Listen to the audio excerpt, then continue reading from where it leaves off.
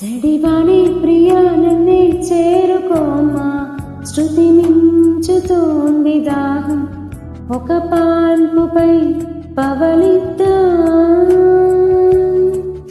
సిక్కసి పందాలెన్నో ఎన్నో కాసి నన్ను జయించుకుంటే నేస్తం, నా సర్వస్వం అర్పిస్తా. ఎన్నటికీ మాయదుగా చిగురాకు తొడిగే బంధం, ప్రతి ఉదయం నిన్ను చూసి చెలరేగిపోవాలి దేవి.